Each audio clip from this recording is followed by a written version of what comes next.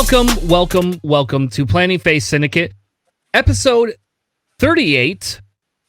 The episode name is To Understand the Dark Side, You Must Suffer Through Hardship and Struggle. Tonight, we're going to be talking about the Sith Takers tournament in the UK, even though they didn't play with any new rules and they still allowed bidding. I don't know what's wrong with these UK people, but that's what they did. So we're going to have a conversation about what the meta over there looked like, what we could kind of expect, and if it really looked that much different than when we instituted road and no bids. So I wanted to break it down, and I have statistical numbers. So if you're watching this and you were watching last week and I didn't have LVO statistical numbers, I have them this week, my friends. My friends.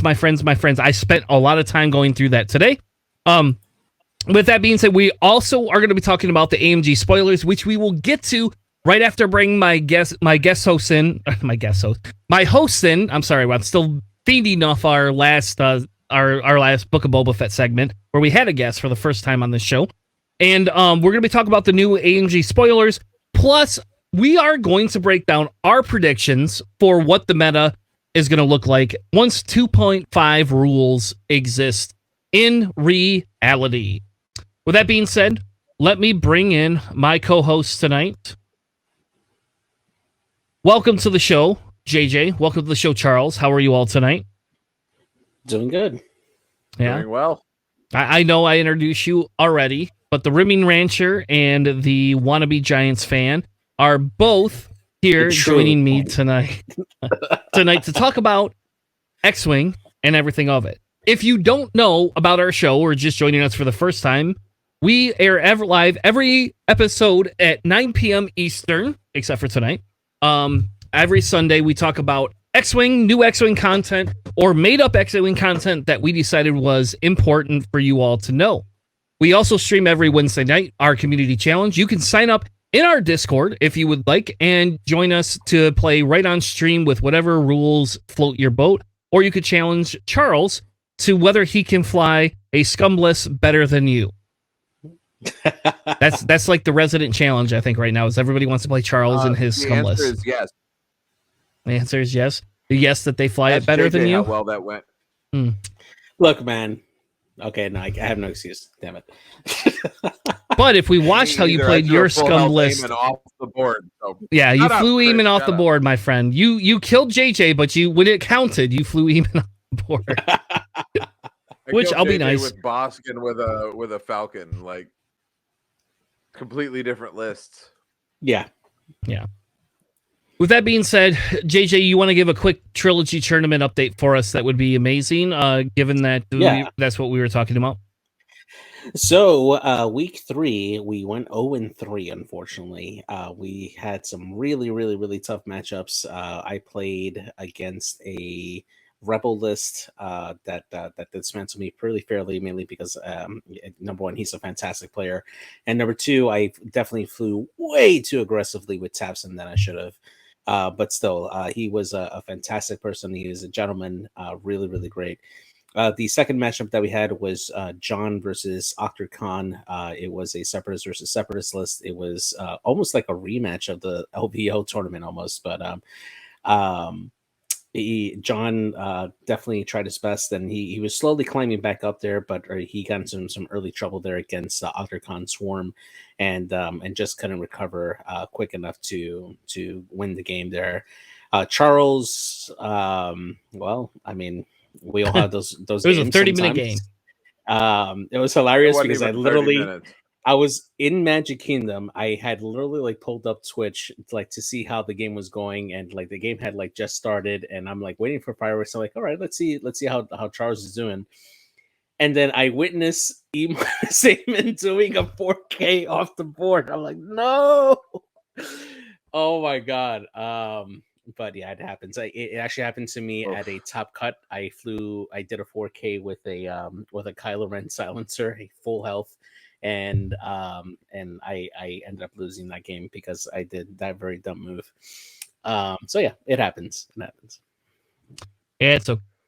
It wasn't like that game was that important. So what does this mean now for Trilogy tournament for you guys? Well, we are waiting for the final results, and they still have approximately 7 games to complete between all the pods, and then Nabi will do the breakdown for the placements for all the teams, and then everything will get assigned to brackets. They had to take into account our record combined with the number of wins that we have, and go from there. And hopefully we can get seeded. We did have a very strong week 2 and a pretty decent week 1. Week 3 was a little bad for us, but who knows? All right. Well, that's exciting. I think it'll be fun to kind of see and continue with that tournament and kind of see where we go from there. Hopefully we could kind of crawl back a little bit and take over our reigning championship, because I think we were doing really well until the last set of games. Yeah, but that's okay. That's okay. That's what tournaments are for. Yeah. And in fairness, JJ, you started the downward trend of losing. It was not Charles. It was 100% the captain. It's all JJ's I was fault. 2-0, man. I was 2-0. Not that time you weren't. Tonight's episode is brought to you by Dewar's Scotch and Maker's Mark Bourbon. If either of you would like to sponsor the show, I would happily stick your logos right up on screen, and Charles and I will happily enjoy some nice multicolored bourbon. Yeah, you either Dewar or Dewar not. There is no try. Oh, like damn! It. You're on. Like you're on par. Yes. All right. With that being said, we do want to talk about the new spoilers. So without further ado, since I have them pulled up here already, we're going to go ahead and get right down to the nitty gritty. The first pilot we have for the Gauntlet Fighter is Ezra Brooks, one of my favorite pilots in the world. He's an I3. And JJ, why don't you tell us what this Gauntlet Ezra can do? Now, I have a question, though, before you tell me about it. Did Ezra actually fly the Gauntlet? Yes. Did I miss this in one of the episodes? Yeah, it's in the whole Battle of Adelon part. Yeah, it's during that time. So he reads, while you defend or perform an attack, if you are stressed, you may spend 1 force to change up to 2 of your focus results to evade results or hit results. And he's coming in with just 1 force on this particular chassis. Now, I am really, really excited for this particular pilot because as you guys know, I have my whole obsession with the Ezra meta, trying to make him, relevant in the Rebel faction. He is absolutely going to be relevant in this ship because he's definitely going to have a force, a crew slot, whether or not you do it with Night Brother or not. And you just pair this with Old Maul, and you are set. You're going to have 2 force, one that can reoccur constantly, and you're good to go. Heck, you can even just take a reinforce, which will give you the stress, and then you can get that passive mod or that ability to change 2 focuses into either hits or evades on offense and defense. Really, really solid chassis. Yeah. There's a Maul. Yeah. And the requirement to play Maul in Rebel was Scum or Squad featuring Ezra Bridger. Exactly. Yep. Yeah, he's 10 points. The Maul crew that is good. Like was stapled to Boba for very long. It's the 1 force point, and then it has a built-in hate, and it allows you to equip dark side upgrades. Exactly, which I would consider hate on this, or malice if I wanted to be more aggressive. But I think hate would be a fantastic staple onto Ezra to just constantly regenerate the force without having to get stressed additionally. 1 damage with hate would replenish 2 force because of Maul's ability, wouldn't it? You could, or you can just recover 1, and then if there's no more shots at the end of the turn, recover your 2nd force, and you don't have to get double stressed. So that's really good. Oh, fair. Mm-hmm. So what is Ezra? What is he? Oh, he's a gunner. Well, he's a gunner, and he also has a pilot as well. Yeah, but he's the pilot of the TIE fighter. So yeah. Oh yeah, the Rebel TIE and the Gauntlet. So you could put any pilot as long as you had Ezra and the TIE fighter, you could still have Maul on the Gauntlet as well.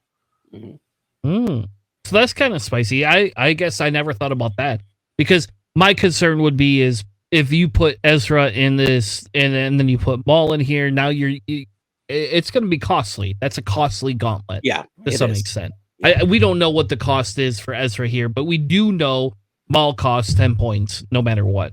So base cost, I would put this at about 62 to 64 points, I would say. You're going to make it cheaper than a fire spray? Well, remember, at the base cost of fire spray, it has more utility. I was going to say, I2 fire spray is 68 points. Okay, that's fair, but think about it though. You have a better dial on the fire spray, and you don't have a weaker rear arc on the fire spray. I think you have one less health, right? Because it's 3 shields and 6 hull. Yes, that's right. So 2 less health. Yeah. So I think, and on top of that, you have a boost action which helps you reposition. So I think that at the base for it, not including any potential upgrades, right? At the base, I think that would be about right. Like just slightly cheaper than I say 70 points, no questions asked. Because of his ability? No, because you don't want to have 3 gauntlets. I don't think we'll see a gauntlet below 70 points. Okay, fair. That's fair. And if we do, what is my threshold? 68. I think 68's my threshold for what's 67. No, it's not. It's 67. Yeah, so 66 is the lowest you can have and have 3 of them. So I do think we will see them, but I think the way they pipped them, I don't think we'll see initial points release, but I think that we'll maybe see some of the generics drop down potentially in the first points change after their release, but I don't see a gauntlet below 70. Yeah, I do, but I don't see the named ones being able to be fit. So I see we could have 2 gauntlets that are 61 points each, let's say, that are generics, and then so that puts you at 122. You're not going to see a 70 less than a 78 point then. Like they're going to do something to make sure you can't have 3 of them. It will happen. There's no way. Like I can't imagine flying Ezra and 2 of them together and 2 generics. Like no thank you. Yeah. None of us want to see that. You got fangs, you don't need 3 gauntlets. But I want to run this with Dash. No, I'm playing. All right. What's the button to kick him out? Hold on. I think there's one. I can mute there you. Is. Oh, there it is. Yep. No more JJ. You fucking Dash. No. I'm happy when Dash gets banned. Anyway. Hey, I beat a Dash list at LVO. I'm excited. That's exciting. I did not know that. You know what? You want to know? I'm going to give you spoiler for Sith Taker Open. Guess what's exciting? In top 16, 0 Dash lists. Yes. And there was Rebels. Rebels was ultra prominent. And 0 top 16 Dash lists. Nice. Fuck Dash. Damn. Man, you got me fired up now already, Charles. Or JJ. Sorry, JJ. Yeah, it was JJ. Down. Yeah, JJ. Oh. All right. Charles, next one. Chopper. Tell us about Chopper. So, Chopper's an I2, single dot, just like normal, so unique. I am digging the art behind him. Oh, yeah. At the start of engagement phase, each enemy ship at range 0 gains 2 jam tokens. I'll be honest, jam meta has not really been a huge thing. I mean, now with the jamming sensor suite, we saw a little bit more of it. At LVO, the only jam that I put out was with false transponder codes. So minus that, I didn't really see a whole lot of jam meta being out there. And honestly, I personally view this is a waste of an ability unless it's costed, just because with bumping and the new bumping rules, part of me wonders if the design for the gauntlet goes back to before AMG decided to change the rules, or if AMG is following a templated release line that FFG had previously set up for rules change, followed by release of ships. I don't know if they're following like a Star Wars timeline where we're flashing back and doing all of that different stuff. But I just don't see, with the current bumping meta, with everybody trying to avoid bumps as much as possible. You know what I mean? LVO, we still bumped, but we didn't have the bump rules to cause additional damage. I don't see 2 jam tokens worth leaving your ship out to just get slammed into by other things. But that's just me personally in my playstyle. So I think that this currently right now, right? I agree with you. This particular thing, for his ability, it's not going to be as relevant with the rules as they are now. Now, with the new rules that are coming in, where you have the option as an enemy ship who bumps the ship to take a red focus or calculate action on your card, this jam token now wipes that away. Now you get no mods whatsoever with this. Obviously he's an initiative 2, and on the ghost he has the same ability with no talent slot, so you can't do like intimidation, which is going to be banned anyway. But I think wait, how do you know he has no talent slot? Just because he's on the ghost. Okay. Yeah. So so I think that my guess is that it will remain the same here on the Gauntlet Fighter. You do this against like Soontir Fell. Yeah, good luck getting your extra focus after you focus action again. You're not going to get that. So it does have its place, but without a reposition maneuver, it's going to be tough for Chopper to get this reliably more than once. It also shuts down Guri's ability if you do like a 3 straight into a bump, or something like that, and still get your free focus token. Mm-hmm. This gets rid of that focus token as well. Exactly. Yeah. I like this.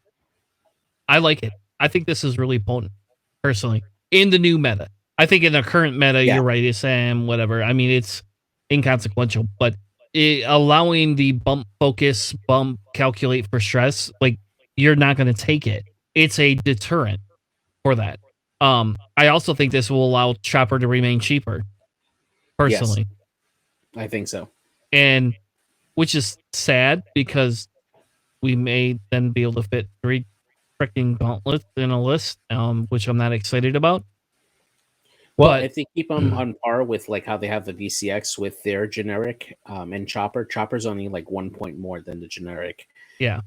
So unless they make them like exactly like 67 or 68 points, then no, we wouldn't be able to see 3. But yeah. Yeah. So I don't know. Like on my side, like I think what's exciting is we get Chopper. I like the art on this card, honestly. Yeah. If we're being honest, so the art on this card is pretty totes. But I think this is the situational, and I hope he's costed appropriately for it. So absolutely. Now here you go, a 1-pip Mandalorian Resistance pilot. So yeah, I like it. We can't have 3. Yeah, exactly. Yeah, and I agree. Like I'm glad that you can't like spam these on the field. What I do like though is the actual text on it. Like it actually gives you a little bit of the lore there. It says some Mandalorian warriors, such as those of Clan Kreese, remain unbowed and continue to fight the collaborationist rule, Clark Saxon and the Imperial Masters. Like this, just nice little lore there. And then on top of that, just seeing the it looks like an ATST in the background. Like after they try to do like a run on it, that looks pretty cool. I like that. Yeah, I like it too. And again, I'm happy this is a 1-pip thing. I think the idea here is what they're trying to do, right, is get you to, somebody's echoing, but trying to get you to do this with like some Fang fighters, you know, and that's what I'm excited about is we're getting Rebel Fenn, you know, like I don't think Charles wants to play it. You already had Rebel Fenn. Yeah, he sucked. He just wasn't in a Fang. He sucked, and you know he sucked. You played him, and he sucked. It sucks because, like, an I6... Anyway, we're going to stop there. They need to lower Fenn's cost 10 points in the AP5, or in the AP shuttle. I was going to say, I agree. Fenn needs to be 10 points lower in the Fang as well. Nope. Although I did see... Quick tangent. I did see that the voice actor for Fenn Rau from the Rebels or Resistance was pushing to reprise his role as Fenn Rau live action in either Mando or the Book of Boba Fett. I think that'd be totally cool. Okay. can we not go back to that? But that's exciting. That's next week's I'm just discussion. saying, I read a news article that he was pressing to reprise, just like the chick that did the voice of Bo-Katan played her character in Mando. Like, I would love to see like another Death Watch. You know what I mean? Like Protectorate character. I think that'd be awesome. Yeah. Hey, and Charles, okay, we're gonna tangent for a second because that's my thing. You're good. So we saw anybody who's watched this podcast for more than like a week knows that there is no plan. So I'm sorry. So we saw all these cards, right, for the Mandalorian pack, right, or the Mandalorian Pride pack, whatever the hell you want to call it, right? Yep. Nope. You're good. I'm in. There's all these characters, and I went back and re-looked at all these because then JJ had to remind me I must have been stoned or something on the show because we've already covered all these cards. But I went back and thought, what if these all show up in Mando 3? Like what if, like, kind of like what we talked about 3 weeks ago when we did that episode where we talked about, you know, the possibility that this could be a Mandalorian war that Mando goes back to try to reclaim Mandalore or Concordia or something like that. Like, that's, the more I think about it and the more I think about all these other characters, the more excited I become that we could actually have that. Like, that this so close to reality, it's not even funny, you know? I don't know. Maybe I'm only excited and you're not excited, but no, it's just I weird. just, for me, I'm looking at it and like, I'm this is my real hat, right? Not because fan wise, I would love that. I would love more Mandalore content. As one of the things that drew me into Knights of the Old Republic was because most of it was like Mandalore and Mandalorian like history. But for me, it just, Mando was a foundling.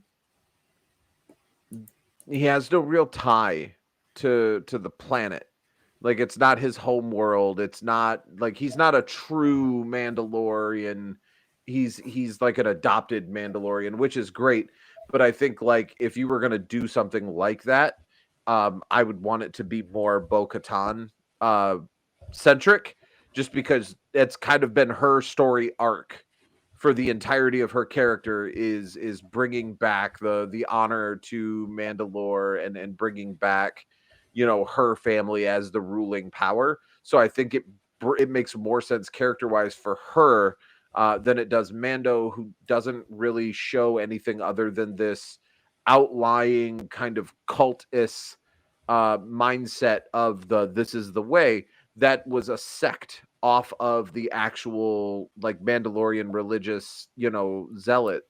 And so like they were never on the planet. That's how they survived the raising. So he doesn't really have like this overwhelming character tie in my mind to Mandalore as a planet. So I don't see that. Like again, I get the excitement for it, but if they do it, I don't know that I'm going to be on board just because I don't feel like he's that much of a Mandalorian character other than the armor. What if he gives up the Darksaber in battle to her, or what if they break that theology, right? Like, we all know this is the way, and the whole Mando thing feels cultish, right? To some extent. Like, in fairness, it really does. And they touch on that. And I know you haven't watched all the Clone Wars, but there's actually some really good Mandalorian episodes in the Clone Wars, just so you know ahead of time. Oh, I've heard, so that's why I was starting to dive into it a little more. That, and I was trapped at LAX for 5.5 hours. But there you go. That's a good reason too. You should have brought your PS5 and a TV with you, and then we could have played. Because I'm just gonna fly to Vegas with a TV. Hell yes. Yeah, set it up in the airport. You be pop as shit.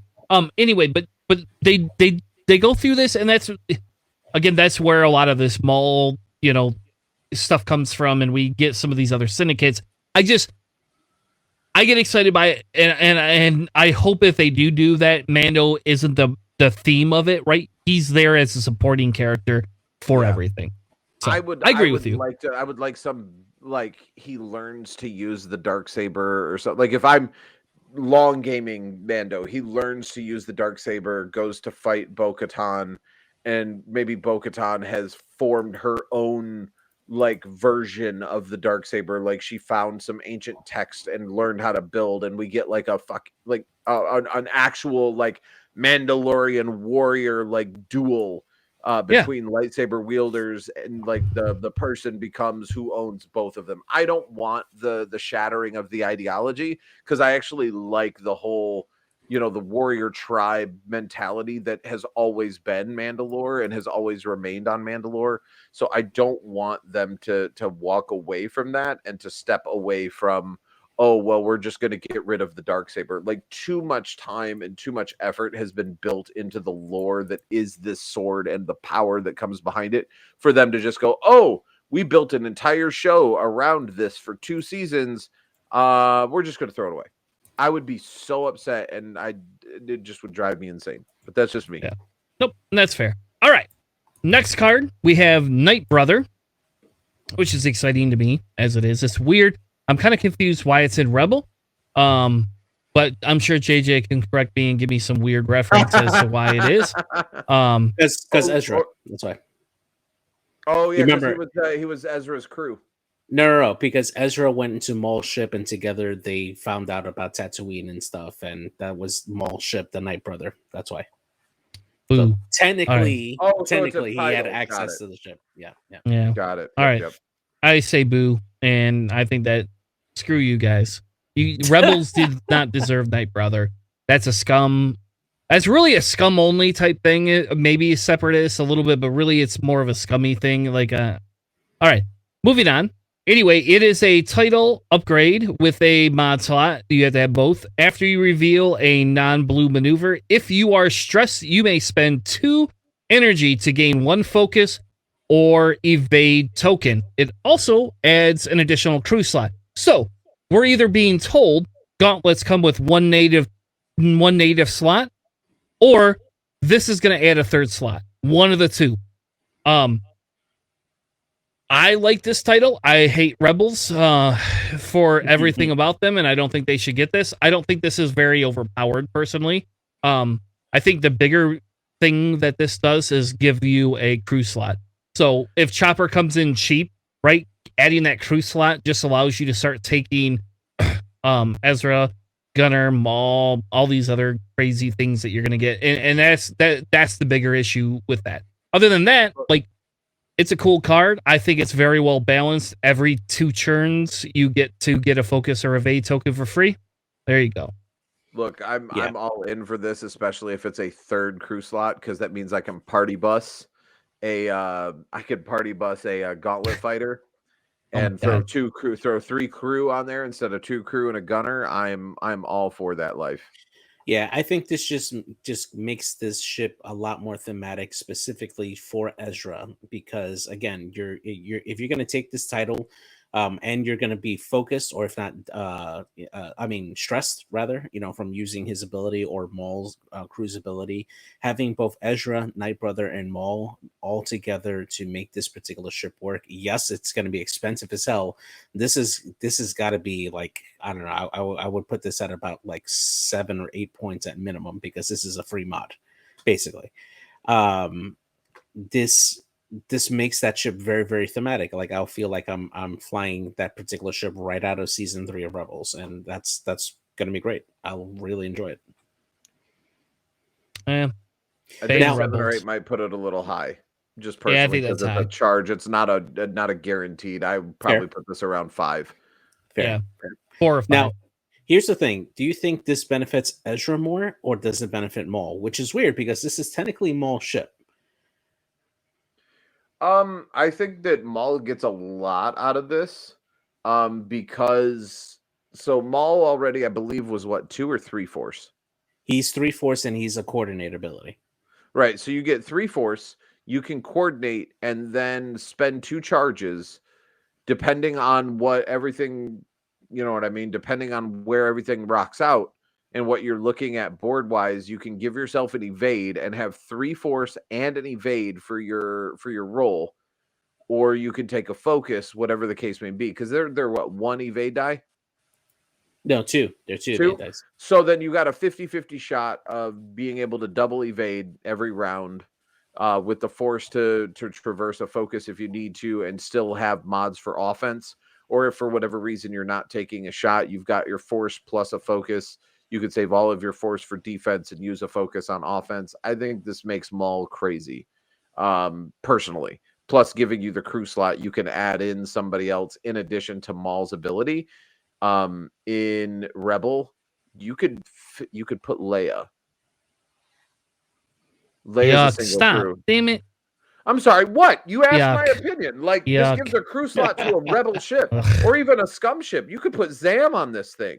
You could non-maneuver stress, get Zam, let Zam give you a free target lock. You have just got a focused target lock shot with Zam as a crew on the ship, and you didn't spend any actions to do it. I'm going to go back to your original higher cost. You're convincing me this needs to be an 8-point upgrade. Good Lord. You see, that's why I so said many opportunities for this to just become busted. Yeah, you're right. Now, what they could do is they could do variable costs based on initiative, and that feels a lot more fairer because the higher initiative ships have better agency for it. You know, they want to they'll take more advantage of it, especially Maul. So you can make it more expensive for Maul, for like Scum, and then the lower initiative generics don't have as much as that. I disagree. Make it 1 point, high point cost. No, I don't want Jammy Suite free. What? And Jammy Suite free. Look, if I equip Night Brother, can I just make it take away all of the landing struts on a droid swarm? No, because Maul and Separatists are kind of like intricate. So. Oh, now I see what the problem is. It's a Scum and Rebel title only. He can't use it for CIS. That's where the real problem lies. No, Otherwise, Chris is in. Chris is in 100% if I could use it for CIS. No, I was not. No, I agreed it was overcosted until you pointed out how you could abuse it, and now I actually agree with you that it's undercosted at 5 points. It's like, screw it. Make it 8. Like, make it 10. Yeah. Fuck it. Make it 10 points to come out, let nobody use it, and then lower it from there. All right, so hold on. I don't think 10 points stops people from using it. I don't either. Moldy Crow is like 16. It doesn't make it, you know, it doesn't make it have you like a really effective list either, but you know, Moldy Crow is amazing at 16. Right. That's a consideration if you run a Hawk every time. No questions asked. Yeah, exactly. But in order for you to run a Hawk, right, you have to keep it super lean because you need to invest points in your other ships that can actually maneuver, right? Whereas this, you outmaneuver it out the side, or Rebels. You go out the back. So not in Rebels. In Rebels, you just move one forward, and that's it. I think that's the Rebel win strategy. Is one straight. Like Fenn Rau in Rebels in a Fang Fighter makes no sense. Like Fang Fighters in Rebels don't fit the archetype at all. Like I'm happy to have that. I'm happy that we get them in Rebels because it makes me want to run Rebels more. I'll be honest. Like I don't like Rebels. I actually like Rebels less than I like Scum. And it is me too. Yeah, I know you do. Yeah. But, oh my god. All right, let's move on before we get too far. Did we cover this Bo-Katan crew? I think we briefly touched it, but we can definitely go. No. If we've touched it, let's move on to Sith Takers Cup. I don't want to cover anything we've already covered. I just couldn't remember. This was the last card I had not remembered us covering. So, JJ, you're the only sober member of this podcast right now. So, yeah, we're counting on you for order, sir. I'm sober. What are you talking about? Yeah, we've definitely covered this card. Yeah. Okay. Definitely. Moving on. Let's talk about Sith Takers Cup. So, here's the ugly graph that TTT gives you. You can see Scum and Villainy look like they came in pretty hardcore. So did I go colorblind, or is this all blue? No, it's not all blue. It's 90% blue with one black color. I was gonna say they're all varying shades of blue. Other than the black. Like this Galactic Empire, I think it's black. I don't know. It could be blue. Who knows? Blue. My eyes say that's a navy blue, but that's fine. Knows? You 100% actually could be right, Charles. I have no idea. I did not make this graph. This is a native graph. I don't like it because what it does is it blows things up that I don't agree with. So what I did is I went and counted all total lists. Right. I took the percent of what they were total. Then I took their cut. Now, normally, I believe 116 people does not equate to a top 32. I could be wrong, but I believe it does not. But either which way, Sith Takers Cup had a top 32. Also, Sith Takers Cup did not have the same rule set that we've been kind of seeing played out. They are playing with essentially no hard mode obstacles. They allowed for bids, and they allowed for bids. They allowed for no road. So whoever had the lower bid chose first or second player. So they went with 2.0 rules, not 2.5 rules. Okay. Yep. Like the golden days. The golden days. I disagree with that, but anyway, so they went with that, and I'm going to say two things. One, I think it's interesting what we see makes cut, and some of these percentages, and even with these bids, it's extremely interesting what makes cut, because what it does is it kind of is going to tell a story about what's going on. So when we get to these top cuts, I included the total points, and there's only one or two that are going to stand out to you in terms of what was ran with lower point sets. Now, if we look at the total, there's 116 players. 24% of them flew Rebels. 16% flew Empire. 15% flew Scrum. 17% flew Rebel or Resistance. Only 7% or 8 people flew First Order. 11% flew Republic. Almost 10% flew Separatist. And 100% played X-Wing. Yes, 100% played. Fuck off. It's an OCD thing. Some people it made me play feel tower better. defense. That's all I'm going to say. Some play tower defense. So, what I did then is I said, okay, well, how many people made top 16? How many people made top 32? And then what is my total top cut? Because again, I believe top 16 is really what we would have had here, but they did a top 32. So again, whatever, it's inconsequential, but I wanted to break out those numbers. So just for everybody watching, the total Rebel cut in the thing was 9, but only 3 made top cut for top 16, and only 6 made top 32. Right? So top 32 had 9, top 16 had 3. If that does that make sense? Are you all tracking with me so that I'm not crazy, drunk crazy? Okay. So that's Rebels. Then we move into Empire. Only 1 made top 16 and 3 made top 32. Scum did 2 in 16 and 2 in 32. Resistance had 3 in top 16 and nobody in top 32. I'm confused on that one. How is it possible that they made top 16 but did not make top 32? Okay, because I broke it out. So in the 32 sect, there was nobody. So if you go 17 through 32, there was nobody in Resistance. I'm tracking out. No, I thought your top 32 included the top 16. No. I'm like, this is starting to get weird. Yeah, no, you're good. I'm tracking your stat set now. We're good. We're good. Yep. So total in cut was 4 for Scum, let's say, right? 2 in top 16 and 2 between 17 and 32.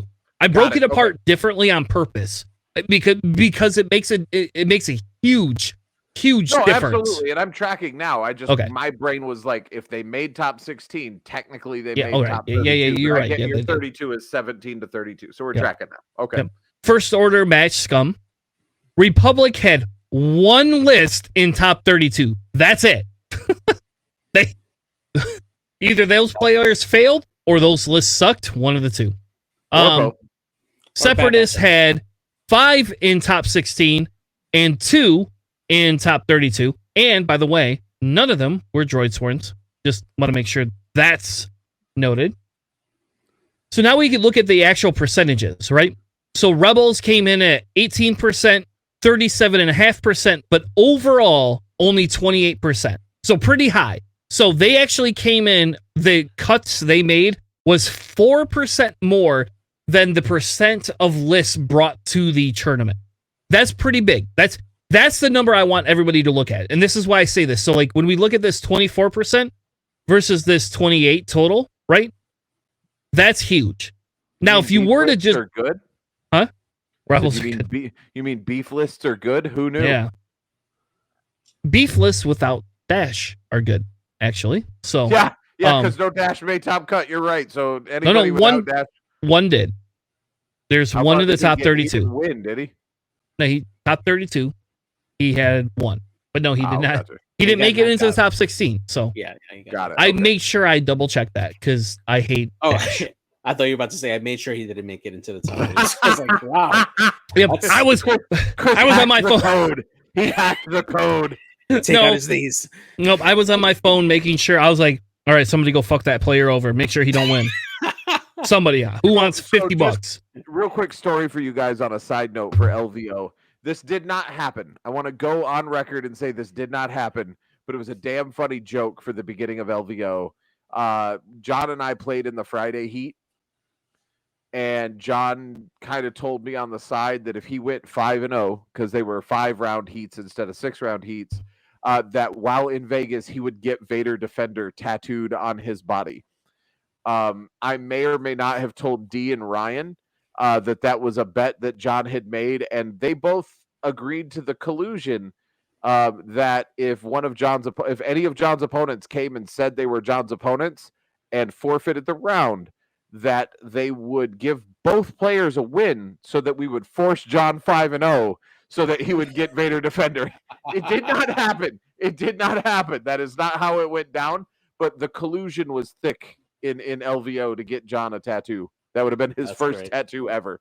So, oh, that'd be an awful tattoo to have. Right? But it would have been amazing. What a story. Yeah, that's true. I mean, if he goes fast enough, he gets an evade. So. John never gets a speeding ticket again. I got Vader Defender. What do you want to talk about that, pig? I got a free evade. I went faster than 3, sir. Ugh. All right. So Empire had only 1 in the total top 16, 3 and 32. So they came in 6%, 19% with an overall 12.5% cut. So they are lower than expected. Scum went 2, and 4, right? That's 12.5% across the board. They performed a little bit under what their total list broad is. I'm not actually surprised by that because I think running Scum is a lot harder than other factions in my personal opinion when it comes to other than Separatist when it comes to actually putting together a decent list that can battle the field. I think Scum has a harder time with that. And it takes a little bit more of a skill set, in my opinion, to play variable ships than Rebel. Just I could go on a rant on why, but I'll save that for another episode. Yeah. You do not get a system malfunction today, my friend. All right. Resistance came in 19% of top cut 16, 0% and an overall 9%. Very underperforming those 17% of total list brought. So that tells me 2 things. One, either the players that made top cut are really, really, really that good. Did I lose everybody? No. Okay. Nope. I'm still here. Right. Sorry, my other computer just did something. Anyway, so either that or the fact that resistance is overrepresented by the archetype style that they were playing. And we'll get to that in a minute. The next one is First Order. Came in identical to Scum.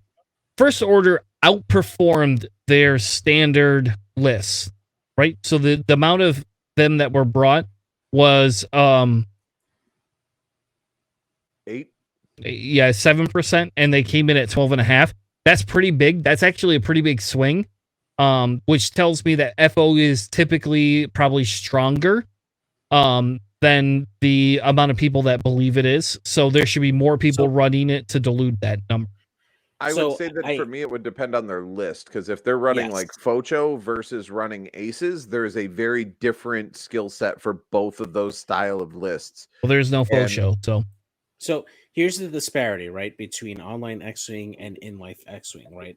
Because if you take a look at online X-Wing like TTS, a lot of the top FO lists have a lot of the FO bombers, like the 6 bomber list does really, really well in a lot of the tournaments. Quite a few of them make cuts regularly for this. In real life X-Wing, you have to buy 3 of those packs in order for you to run like a full swarm of the Focho. Or rather, the FO bombers, I should say. Well, we'll see. You should hold that. You should pin that thought, JJ. No, I'm just saying you're going to be very surprised. There's going to be people who will run it, yeah, that they have the ability to run it, but it's not going to be as common as running like separate, like regular aces. Fair enough.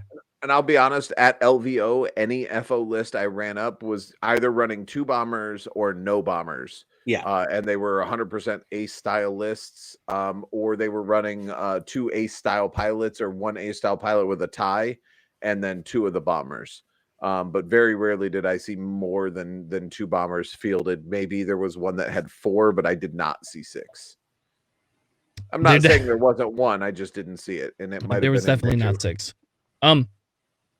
So Republic is next, and Republic came in at 3% compared to the 11% brought.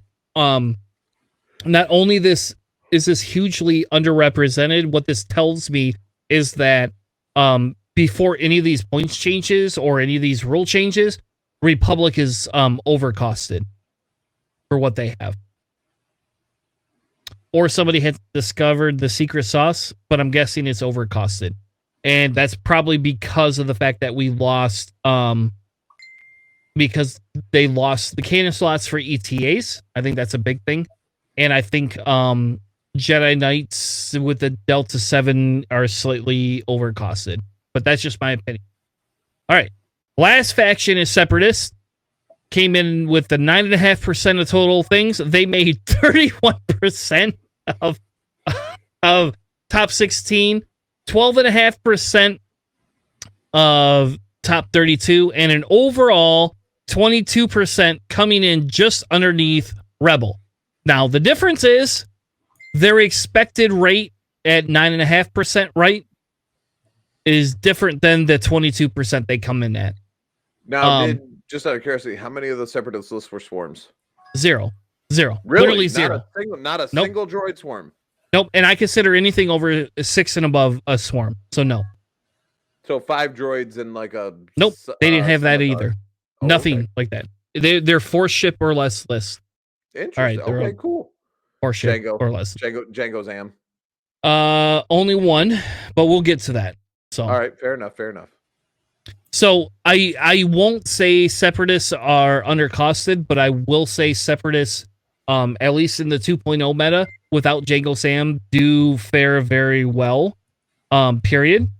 And if this meta, they don't give us points updates, I would say Separatists are probably poised to win quite a bit of things. So, in my opinion, AMG shut the fuck up and walk away for a couple of weeks, maybe even till after Adepticon, and then you do whatever you want. But, like, if we want to look at statistics, and I'm a statistical person, Rebels and Separatists probably need to be looked at, honestly. Yeah, I think it's gonna take us like 2 to 3 episodes just to go through all the changes and the impacts.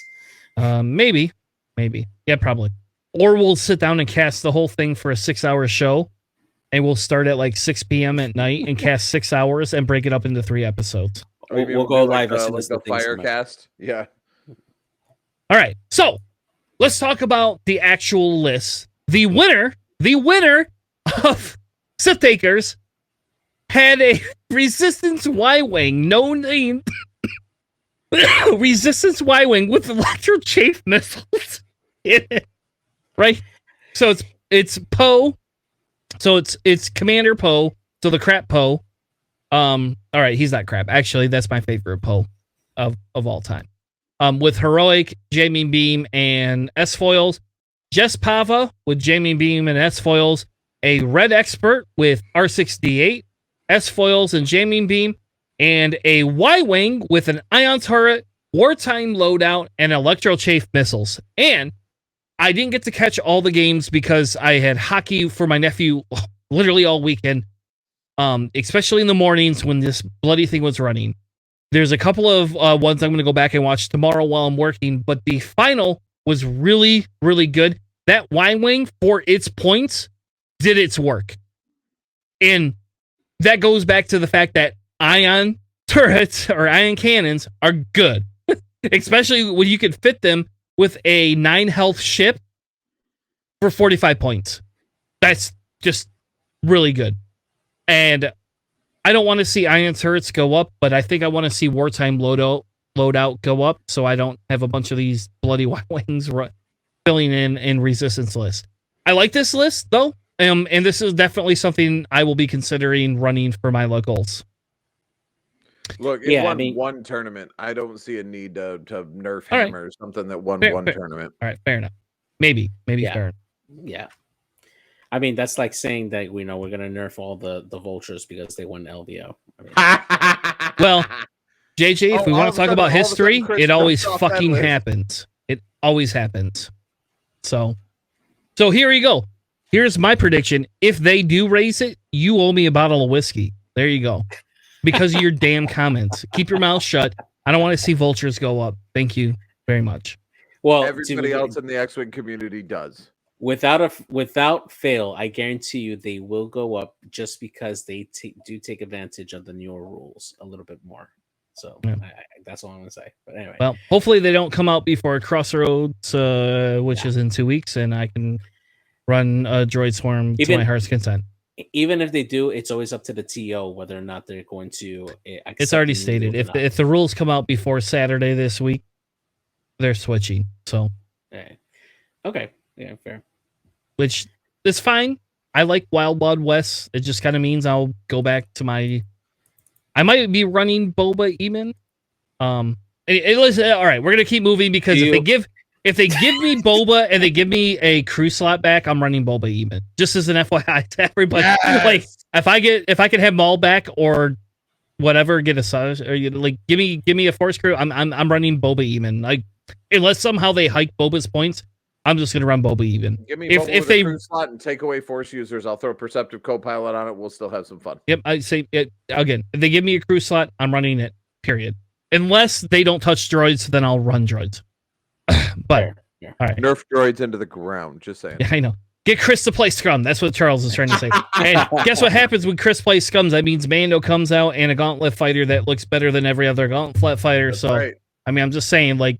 I'll embrace Scum. What we're hearing Chris say is he is a bandwagon player. Whoever has the best looking ships, Chris is on board. Except for I won't play Dash, and I'm not big into the Rebel list. So. Yo, if Chris wins a tournament with Scum instead of CIS, oh my god, I'm gonna laugh so hard. He has to be banned to play Dash for 2 weeks.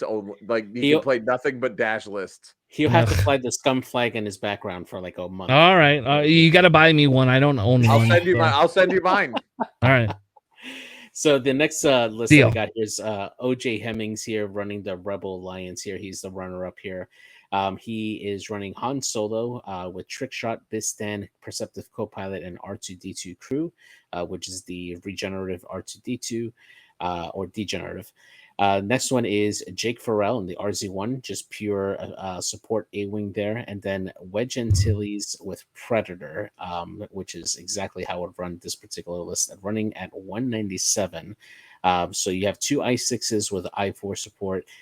Interesting that he chose not to run this with vectored cannons to make sure that he always gets that extra focus off with his ability. But yeah, this is really, really good. You're getting double taps from Han, especially if you get him out behind a rock. That's 2 4-dice shots, basically old Dash, and then R2-D2 to just keep him alive constantly. So yeah, really solid list. Yeah. And I think this list is a not Cinto, but like it's part of the old meta, right? Like this is what we're seeing. This is what we've seen. This is this type of a list. The reason you don't have the vector cannons, in my opinion, is because Jake is not used to running that. So anybody that has ran this type of list is probably not used to running vector cannons on Jake, which does screw up a little bit of your boost barrel roll type. You're just not used to running Jake that way. I agree with you. It's stronger, in my opinion, but it does take a different approach to playing than you're used to with that. Solid list, though. This is a approved scum list on my radar. Yeah. All right, Liam. So now we're into top 4. Liam has a Separatist list. Okay, so hold on. I'm gonna go back. We're gonna say 200 points here. So obviously, road does play a big effect in how things work, but not so much that you have. We as concerned as we have been. This tournament kind of shows a little bit different of a theory, right? You know, yes, right. This Han list comes in 3 points cheaper, but 3 points is not a very deep bid. No, not at all. Next list is Liam for the top 4 with Jango Fett, Thermals, Slave 1, and Auto Blasters. Definitely a very different Jango Fett. Then we have Shertek in the Nantex, which is a dick move, in my opinion, with Ensnare and Intimidation. Very big dick move, but very effective. And Grievous with Solus 1. Definitely a different take on the Zam Grievous Nantex from that we've seen earlier in 2.0. I don't like this build. I would never run this, but that's only because I would not like to run a 60-point Nantex because my Nantex never live. Ever. They don't. Well, I mean, so here's the thing. In the old rules, Nantex win. What I get to get in your way, bump you, move, and then as a rotate, throw my arc to you, and then throw a tractor on you. Small base ship that equals like death, as long as I can bump into you. Like in old rules, no bumping, no road. I control who goes first, who goes second. It's always the same. I don't got to worry about rocks destroying me because I just avoid them and I don't accidentally go through them, or I bring clouds so then rocks don't matter, on the over-under. This was a very controlled list. I ran something very similar with Zam, Chertek, and Grievous in one of the first Galaxies tournaments. This is super strong. I did run it with Intimidation, but I mean, I don't see Intimidation being needed. You could probably take Intimidation off and put something somewhere else unless you're just trying to fill points. Because Ensnare Chertek is still just awful. It's amazing. I ran something very similar to this, and it's oppressive. If you can get it to trigger right and get your 3 angles of fire, it's just awful.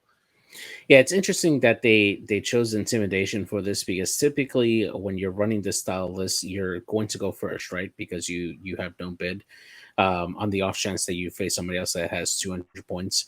As soon as you want to move Chertek in a position where he can just set up the block and already have the tractor token on him, so that way he can trigger Ensnare and then just pass it off to a ship in his arc. If you do that and they move out, then they're not intimidated anymore. So they don't have that agility unless you decide to just leave them on there, and then you don't have a shot. So I mean, it's probably really good to like just bring a 3 agility ace down to just 1 agility. But I mean, beyond that, it's just an interesting choice. Yeah, I don't know. It's not my style. How about that? And I'm a scum player, and it's not my. Or I'm a Separatist player, and it's not my style. You heard it. You heard it. Mark that right now. He said that. Mark it right now. Right. You all got to figure out how to edit the episodes first. You mark the shit out of whatever you want, but when the guy talking edits all the episodes, cheers to that Scotch slip up. All right, so can I stop it for just a second? I'm sorry, Charles. And I know we're at 10:30, but I got really excited because I just had somebody message me telling me that they're going to come play in-person X-Wing with me tomorrow, and they're bringing my LVO. So I'm a little excited all of a sudden. Oh, John? Yes, so I finally get my LVO mat, which... And JJ, Wednesday night sounds fine, brother. Okay, cool. If it's easier for you, I can meet you at House Rules. No. Can you guys set up a camera and play live X-Wing and I'll stream it? We could probably do it at your place, or you can do it at my place. Yeah, we can set it up at my place. I don't care. I got I would love to stream some live X-Wing between the two of you. Okay, let's move on. Anyway, but that's a discussion for tomorrow morning. the two of you owe me a conversation. All right. Next list, which I believe Charles will be very excited about, is a scum list from Sam. Oh, I'm sorry. On the screen, it said Kester Smith, and I'm like, oh, First Order. You're right. I'm so happy for that one. No, the one above it, my friend. The other top 4 list. So, wow, that's tiny. Black Sun Ace, Black Sun Ace, Black Sun Ace, Black Sun Ace. Another Black Sun. They're all Black Sun Aces with Predator. 5 K-Wings with Predator. Yeah.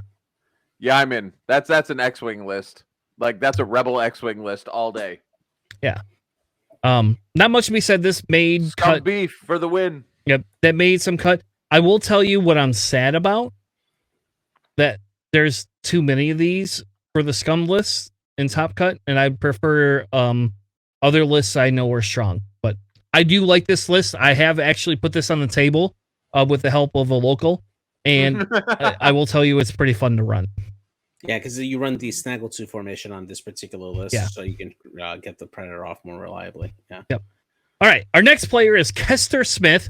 Now, there was only 2 6-0 players in this whole tournament, and this gentleman was one of them. JJ? So he's running First Order here with no bid. He has Kylo Ren. Kylo Ren in the Whisper. Can we get Kylo in a TIE Fighter?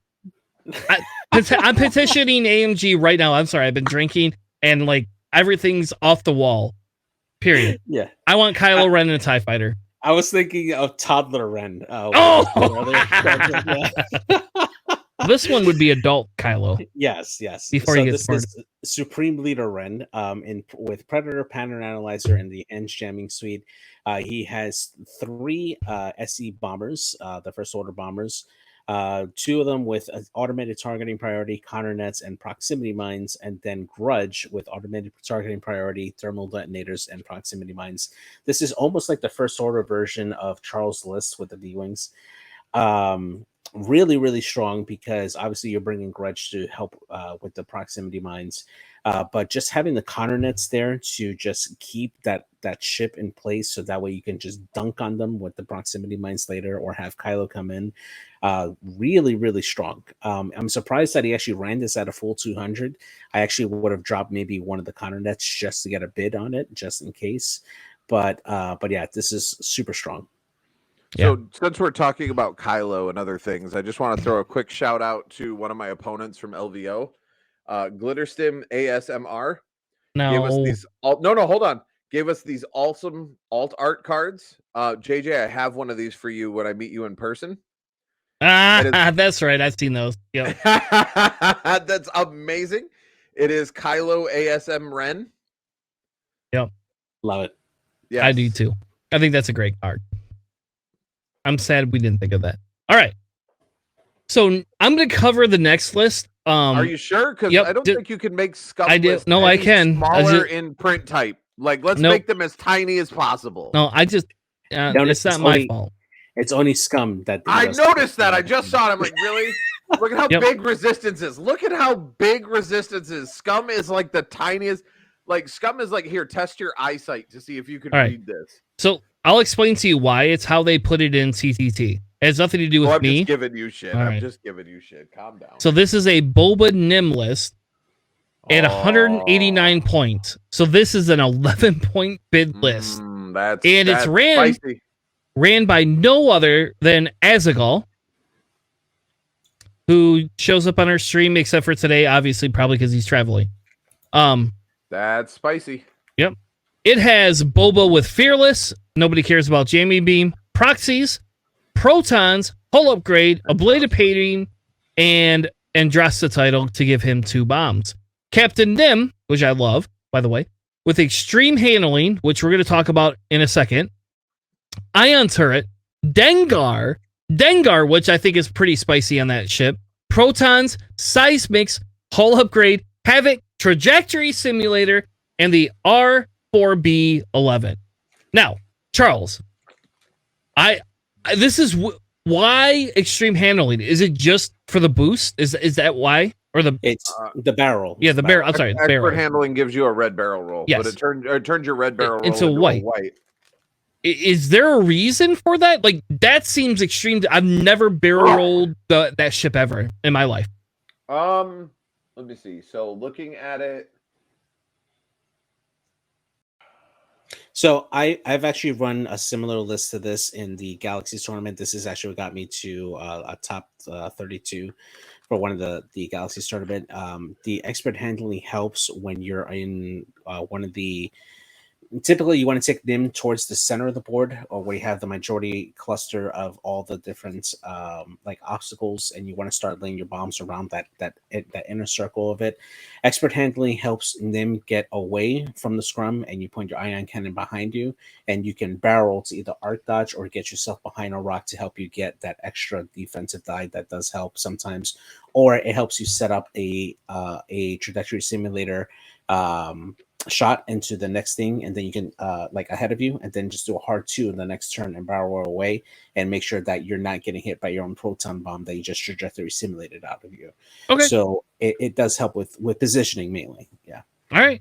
It's just I've never ran that. Like, Dengar to me feels like, I guess it's a 2-ship list, so it works, right? Dengar just makes it to where people don't want to shoot at you. That's what Dengar does. They don't want to take the damage back.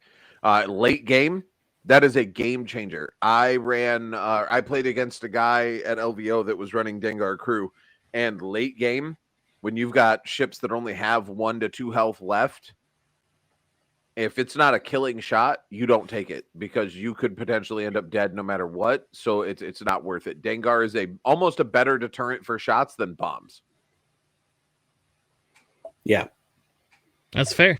I do like Dengar. I think Dengar is really powerful, and I'm kind of surprised he's as cheap as he is in the long run, and I'm surprised more people don't run him. But, I mean, the problem is Greedo's really strong too, right? You know, and I don't know. Anyway, I like this list. I think this is a pretty cool list. I'm very sad that there's an 11-point bid in this list, but I understand why. But I think that once you move away from that, it opens up a couple other things you could do. So, yeah, the one thing I'm really surprised to not see on this list is Genius, because Genius lets you drop a bomb after you move, and that's one of the things that I used to do with my particular list. Is I would move in, I would Genius with a concussion bomb or a proton bomb using skilled bombardier out the back, so that we could drop it at a 2, and then you can barrel roll, and that gets you out of the range of that bomb. I might be thinking 1.0, and I very possibly could, but I believe like when you throw that crew in there, or the Havoc title, doesn't one of them takes away your crew slot to give you a yeah, so Genius is an astromech. Oh, and he's got the R4. Never mind. Yep. Disregard me. Yep. Yeah. All right. Next list is Federal Chickmunk, which I think is a pretty admirable thing. Who wants it? I'll do it here. Go ahead. 3 red squadrons with heroic. 1, 2, 3. 3 red squadrons with heroic S foils and jamming beam. The jamming beam does not matter. One of them does not have S foils. Jamming beam is free, so why not put it on there? Rose Tico with 3 PO, and then heroic Finn. This is a knife fighting list. That's what this is. This is get in, get dirty, throw as many dice as you can, using Finn and Rose to help. Like, it works. It's synergistic. It's resistance beef. It's good. And 200 points. So, I like this list. I think it's a good list. I've ran this before. Yeah, at all I3s, you don't have any issues with bumping in or having to worry about like placement, because you can pick and choose who you want to move first and stuff, and it's really good. It's a lot of beef. So yeah. Yep. Next list is Dan X. And I'm not going to try to pronounce his name unless one of you want to. I would assume that it's Zureb. Yeah, right. Exactly. So he's running a Separatist list here. He has Django Fetch with Lone Wolf, Count Dooku, Proton Bombs, and Hull Upgrade. He has General Grievous and the Belbalob with Impervium Plating and Solus 1, and then a Techno Union Bomber with Plasmas, DRKs, and Independent Calculates with the Landing Struts. It's another variant of that 3-ship list here. This time opting to bring in the Techno Union bombers with the DRK probe droids to help Grievous and Jango get those target locks early on before they engage, and getting those double modded shots in the beginning. Really, really solid combo of this. I'm pretty sure that he would probably, I haven't seen any of the matches, but I would assume that he would try to put at least one of the obstacles in the center where he could just strut the bomber and then just launch that DRK droid out to just get locks, and then just get that independent calculations off with a plasma onto unsuspecting enemy, and then Grievous and Jango just cleans up. Really solid. Yep. It's the only surprising thing in this is you have just a standard Techno Union bomber versus DBS 404. That's it.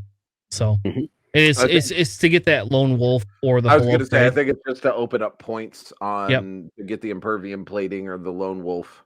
Yep. It also is because technically speaking, plasma torpedo Techno Union bomber is going to last a little bit longer than DBS 404 will, if they don't shoot at it, and in this meta it helps strip shields. So yeah, and hint, that's what I've added to my Watt Swarm. So anyway, all right, now we're into top 16 with Arn Clems. Charles, it's yours. Take it away, baby.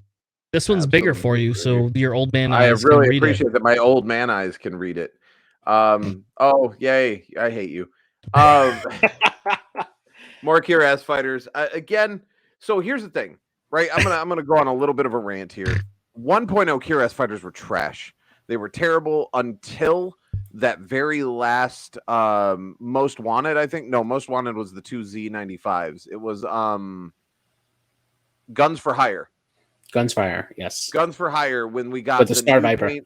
When we got the new painted Kiraz and the new painted Star Viper, and we got the title for the Kiraz that made like every it gave it 2 extra mod slots and made every mod like 3 points cheaper or something like that. So you could add like a ridiculous number of 0 cost mods to these ships, and that finally made them like worth.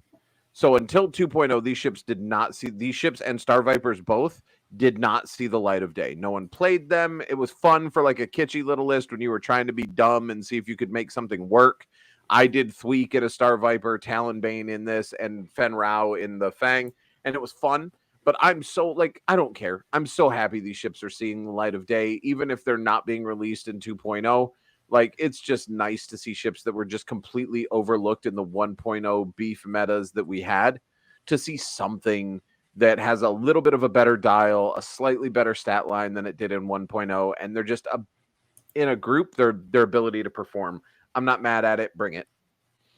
Yep. The sad thing, and this is where I went back to, the sad thing is it shows up too often in Top Cut out of other scum swarms that I would, or not swarms, but scum lists I would like to see, right? Like, I agree with you. In the same light, I would say the same for Separatists, because when Nantex were the thing, every list that was in a Top Cut that was CIS was Nantex. Yep. Every single one. Droid swarms I would have liked to see. I would have rather have seen anything with a scimitar, but no, when something works, people flock to it. I get your point. And I agree. Get rid of Nantex. You can. I'll tell you what. You can have. Get rid of them all together. Yeah. Yeah. Oh, thanks. You're going to give me that. I really appreciate you. Not in scum. Oh. Okay. I'll give you my 4 of them. Actually, I won't, because you'll never run. I won't. All right. Next list we have is from Martin Purviews, and it's a resistance list. JJ? So this one is 3 A-Wings. We have Lulu Lompar with Heroic, ZZ Talo with Cluster Missiles, Heroic, Events, Optics, Tally with Proton Rockets and Heroic, and then Zori Bliss in the Y-Wing with R4 Astromech, Wartime Loadout, Concussion Missiles, Marksmanship, Events, Proton Torpedo for 60 points there. So the total this actually comes out to is 198. which I when I originally looked at this, I thought this was a 200-point list, but wow, you can get a lot into there. This is really, really solid, mainly because with the wartime loadout and marksmanship and advanced proton torpedoes, you can punch in at minimum 2 crits that your defender can't do anything about if you get them in bullseye. Really, really solid for Zori, and she can get those extra actions from the A-Wings if they decide to barrel roll or boost or focus, and she can get that early on since they're all initiative match at initiative 5, and do some really, really good repositioning to get that bullseye whenever she needs it. Yeah.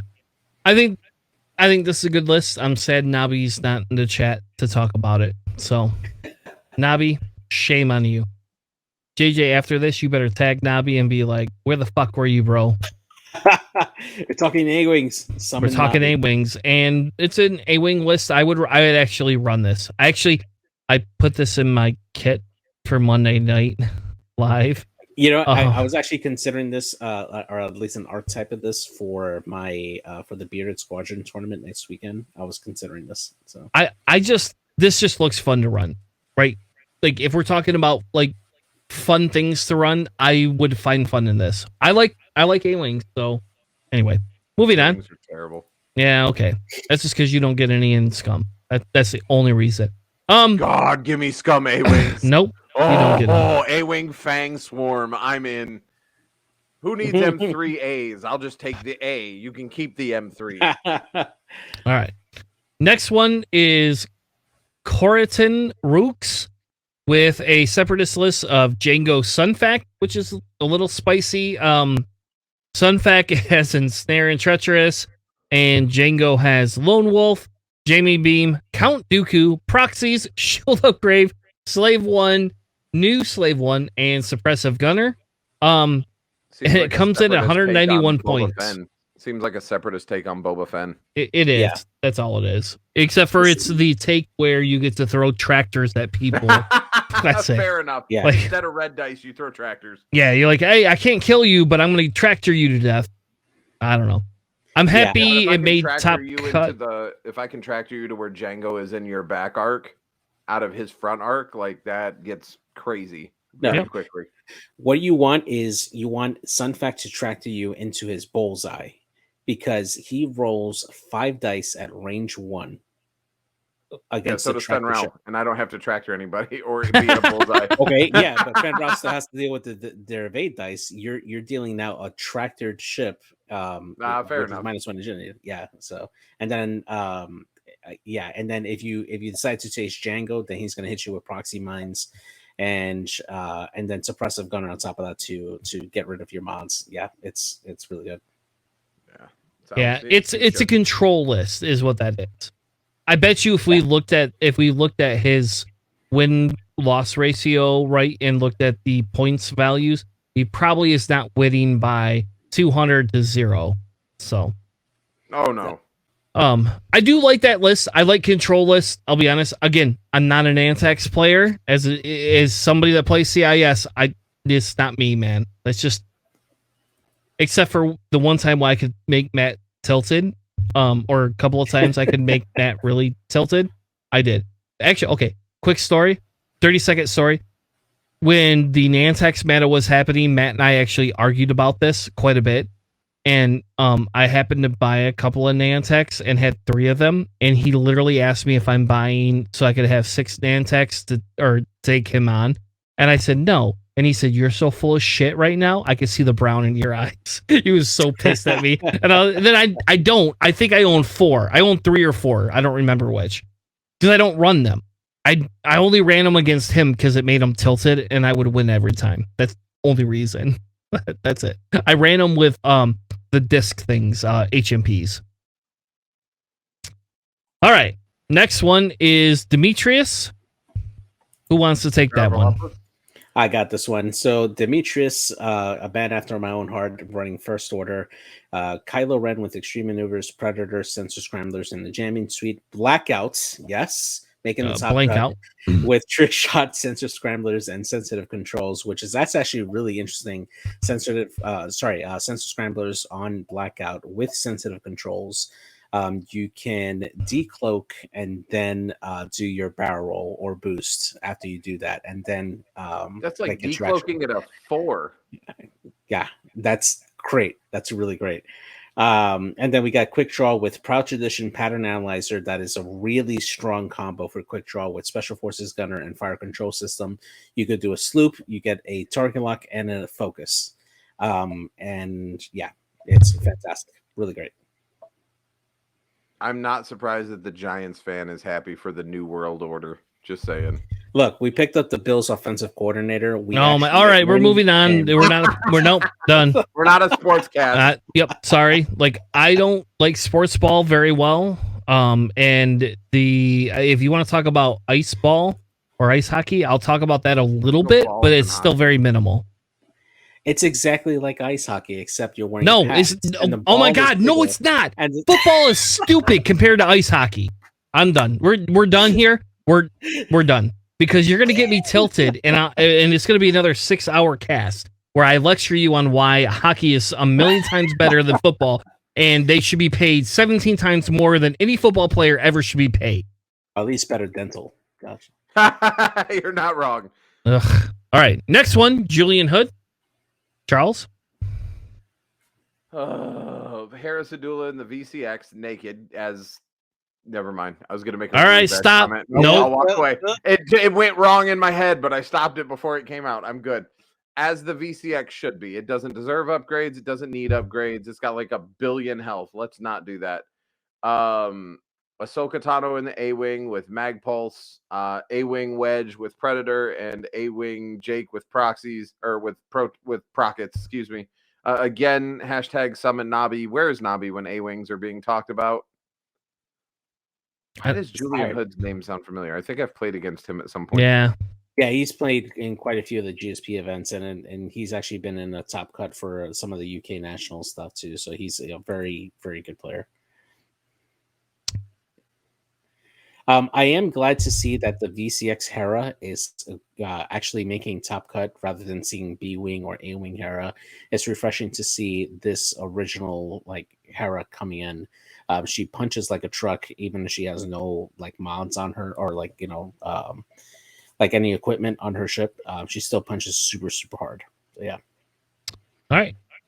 Next person is Ashley Turner with the Empire list with Mark L. Steele in the X1 with marksmanship, fire control system, and Prockets, which is a kind of a spicy take, actually. Vader in the X1 with hate, fire control, and Prockets. Another spicy take. You don't usually see Vader with Prockets, but it kind of makes sense. And then you have a V1 Baron with Prockets, and your favorite Empire ship besides an Alpha class starfighter, Lieutenant Kessel in the Aggressor with effing Prockets. Yeah, that was a head scratcher for me. Because I would rather run it with an ion cannon than rockets because you get more advantage out of it. But I mean, and you could drop marksmanship. Look, all I'm going to say is this. We would run this any number of different ways, and we wouldn't make cut with it. Yeah, so now I gotta disagree. I would absolutely run marksmanship with Marek. I actually used to run it all the time whenever I run Marek, mainly because of his ability. Because if you can manage to get that crit through, you get to choose 3. You turn up 3 cards, and you choose which crit you're going to assign to the ship that's going to go to. So if you combine that with fire control system. And to change a hit into a crit, and then marksmanship, you're going to get 2 crits most of the time, and then both of them get through the shields. You get to basically choose 2 direct hits if it comes up, or you get to put in whatever nasty crit you want. So. You need 1 point to put a ion turret instead of Prockets on Kestel. No, they're the same cost. They're 5 points each. Is it? No, I thought they were 6 points for an ion turret. You're thinking ion cannon. Oh, yeah. Okay. All right, then yes, I don't. Then That's a simple solution. I don't know. And you know what? This was not on stream that I know of. If somebody knows if this was on stream, I would like to watch this. I like this list. This is a very unique list. I approve. This is a Sith approved list. Here. I like this list. I'm tempted to run it, but because I don't know how to run this, I don't know, like, I don't want to put this on, like, I feel like Vader has to have afterburners, you know, like, why does my Vader have prockets? I get why to some extent, but how often is Vader range 1 without afterburners to outmaneuver thing? I don't know. Like, That's good for her. I'm happy. That's a very aggressive Vader. Yeah, I think you run this in a block. You run this similar to like the Resistance list where you have like a block of ships all together running after a particular target. I think that's how you run this one. And you know what? Again, happy to test this. This looks pretty fun. Like, when we talk about what are these other meta type things, this looks like a fun list. I think I would have fun running this list. Anything with lots of prockets makes fun. I think that's one of the things that's making me happy right now when we're looking at this list is, you see a little bit of the meta, you know, the stuff that we normally see, the 3-ship Separatist with fire spray and something else. But I'm happy to see stuff that is new, that we've not seen before, or ships run with upgrades that maybe towards the meta don't make sense, but maybe her playstyle or his playstyle. I don't know. Ashley, in my mind, is a girl's name, but I'm not assuming pronouns. Their playstyle. Thank you. Their playstyle. Whatever it is, this might suit their particular aggressive playstyle. You know, I can't run Fen Guri to save my life. But if you watch Phil GC do it, and I'll tout this every episode of this podcast, Phil GC is a surgeon. Yep. With Guri and Fen. He's got like a 17-point bid on that list or some nonsensical crazy bid, and just he wields that thing with such precision, and the way he barrel rolls in and does what he needs to do to avoid shot. I can't play like that. It does not work for me. No matter how good he is at it, his skill level does not translate to mine. So this might, maybe they don't do well with turrets. And that's why they went with prockets, because they're better at lining up those range 1 shots or those bullseye shots or whatever it needs. So who knows? It obviously worked for them because they made cut with it. So I'm happy to see different things, making cut rather than, it's the same 6 list every freaking time, and I'm just so tired of seeing it type. And no dash. Yeah, and no Torkoal I'm always Mux. happy to not see that. Torkoal is not that bad. No Torkoal and no dash. All right. Last list in top cut. In top 16, I apologize. Last list in top 16 is 4 HMPs. JJ, you want to do me the honors of reading the list that I love? So Sam Cooper running 4 HMPs, one of them being the Onderon Oppressor, which is the Initiative 3 one, with cluster missiles, DRK probe droids, and repulsor lift stabilizers, and then 3 Separatist Predator HMPs, which are the I3s. Initiative 1. They're I3s as well? Okay. With cluster missiles, Kraken, concussion bombs, delayed fuses, and then the other 2 with just concussion bombs and delayed fuses, and all of them with repulsor lift stabilizers. I particularly like the Onderon Oppressor because of its ability to give you a calculate when you either perform a red maneuver or do the side slip. That gives it an extra option there for mod, because you could barrel roll as well to get that extra calculate there, and then you just load these out here with the DRK probe droids to help the rest of your list get those target locks on an enemy, and because of the ship's chassis's ability to get rerolls based on how many target locks you have on it, really, really strong way to make sure that all your ships have passive mods on offense against an enemy, and it's really tanky. They're tough to take down. So so they're all I3. I love the concussion bombs and delayed fuses. Mm-hmm. I think that's extremely amazing for board control, and I think we've seen 4 HMPs before, but we've seen more missile oriented ones. This one is saying, all right, fine, I got cluster missiles, I get to take 2 shots if I can. If you don't have enough ships, I at least get 3 dice attacks, and I get to drop bombs and control the area we're in.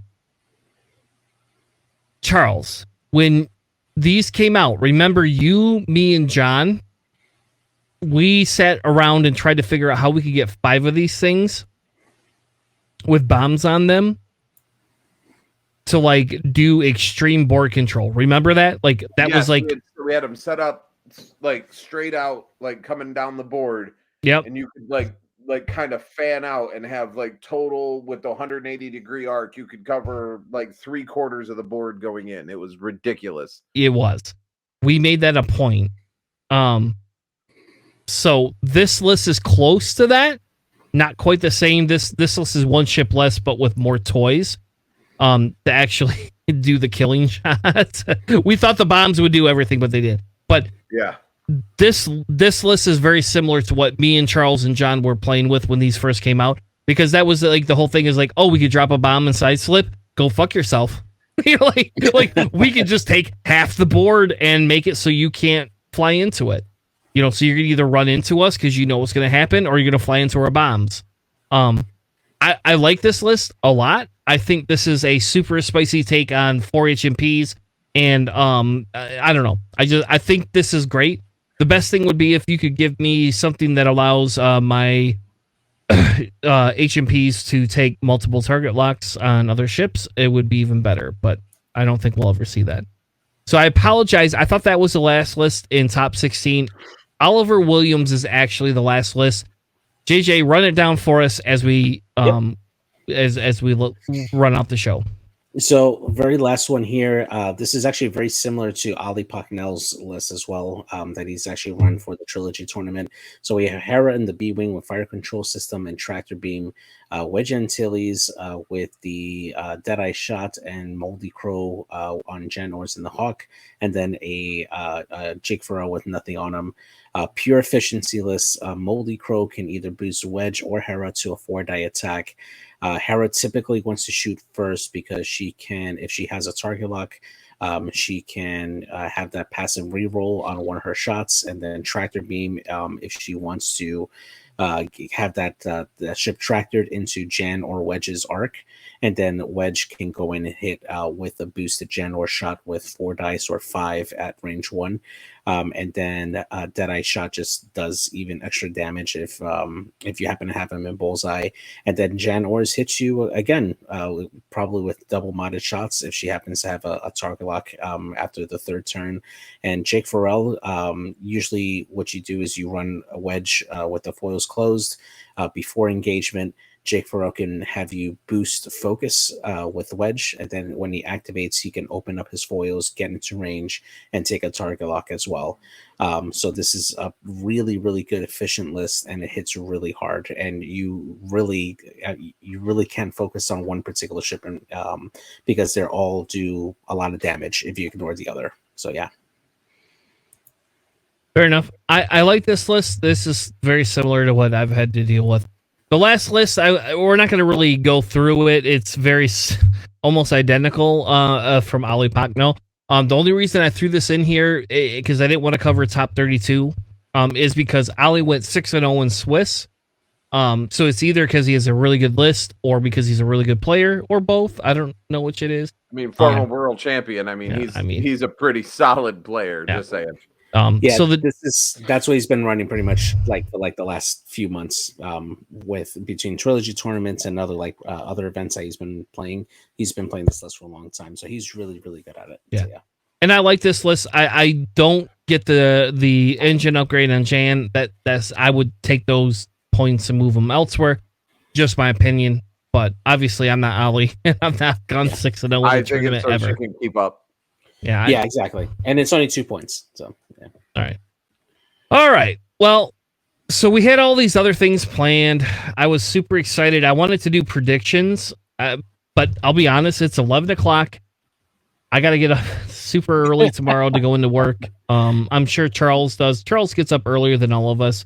Not that I actually care. I really don't care. At 6 a.m., so I'm out no matter what y'all decide to do. And nobody cares, but I'm just being a dick. But I know you are. Anyway, in fair to being for you. Make me a meme. in fairness, we really wanted to cover his triple LV or YV list, but it's just gonna have to wait. Like, unfortunately, I apologize. We're gonna move that to another episode. I really want to cover Sith Takers because I think it's important to look at what made cut, right? And we talked about all these things that are going to change the meta, blah blah blah. But if we go back and look at that meta, we didn't see a lot of bids, and the bids that we did see, I don't think really had a lot to do with them winning. If we're being honest, like, none of the bids were ace lists. You know, now if you get down into the top 32, it changes a little bit. You know, the top 32 list change things slightly, but in reality, it does not. So, we people have talked about, oh my God, all these changes and these, some of what we've seen is not going to change. Now, we don't know what bump rules are. We don't know what any of those other things are going to be. We only know what road is, and we only know what obstacle rules are. So we could see a little bit of change. I wanted to do a prediction segment as well, but we're not going to do that tonight. We're going to wait till either Wednesday or next Sunday to do that. I'm hoping we get points before then, and I will warn everybody, if we get points before then, we will not do any of that stuff, and we will only be covering that. There will be literally nothing else we cover but any changes that happen until we finish those. That's it. That's all we're going to cover. Nothing else. I will also warn everybody that the 19th, the weekend of the 19th, is Crossroads, and I'm at a 85% probability of going right now. So that Sunday night stream is down in the 10% range unless JJ hosts it. And if JJ wants to host you and Charles, like kind of like what we did to screw Charles over for LVO, we will dump Chris into the gutter, and that's fine. I'm actually okay with that. And if you let me know what you want the graphic to be and everything like that beforehand, JJ, I will make it. But I will warn you that I'm at an 85. I have to get my wife to concede that I can go, but I'm at an 85% probability I'm going to go to that right now because it's only a couple hours away for me. And so I'm just, that's what's going to happen. So anyway, thank you all for joining us. We will have, if points have not come out next week, we will have our predictions for what will happen for points and for some of the new rules, what we think will change, because I bet you Charles will tell me droids are going to go up in cost, or they're going to get rid of free struts, one of the two. And hey, Catherine, if you drive to that, let me know. Crossroads in 2 weeks, let me know. That we'll hang out. I ain't gonna have nothing better to do with my time. Anyway, so yeah. So anyway, that's what we're planning on. Thank you all for joining us. We'll be back on Wednesday with some community streams. If you want to join us and play with us on stream, let us know. The link is in the chat. Otherwise, join our Discord, and JJ will provide you with all the information needed. Have a good night, and we will be back next week with more amazing Planning Phase Syndicate. Have a good night, everyone. Good night, guys.